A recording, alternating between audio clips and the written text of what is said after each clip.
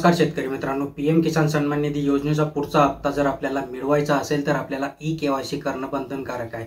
शेवटपर्यंत बघा बरं का, कारण की महत्त्वाची माहिती आहे। तुम्हाला जर वाटत असेल की तुमचं ऑलरेडी ई-केवायसी झालंय तरीही तुम्हाला ई-केवायसी करावं लागणार आहे काय, तर सविस्तरमध्ये जाणून घेऊया।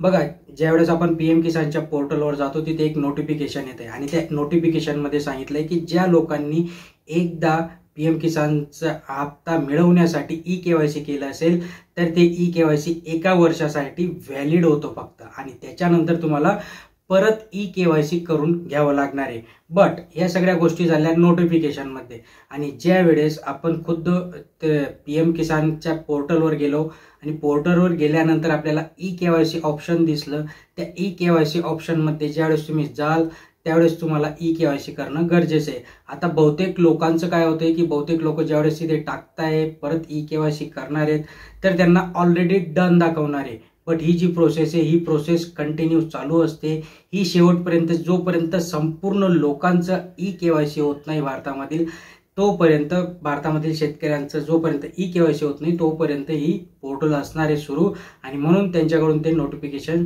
जारी होते। बहुतेक लोक याच्यामध्ये कन्फ्यूज देखील होतील, मग आता परत काय करायचं, तर परत तुम्ही फक्त त्या वेबसाईटला जा, तुमचं ई-केवायसी तुमचा आधार नंबर वगैरे टाकून बघा।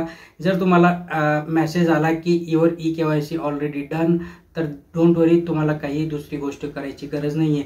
पण नसेल तर तुमचं ई-केवायसी कंप्लीट करूनच घ्या। महत्त्वाची माहिती आहे, पुढचा हप्ता जो असणार आहे तो लवकरच शेतकऱ्यांच्या अकाउंटमध्ये डिपॉझिट होऊ शकतो जर बीजेपीचं सरकार आलं तर।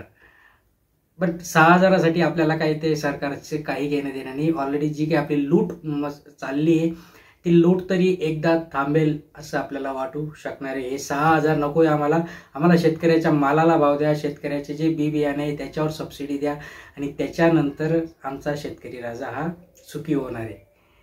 तर ई-केवायसी संदर्भातील अपडेट होता मित्रांनो। लाईक करा, शेअर करा, सबस्क्राईब करा। धन्यवाद।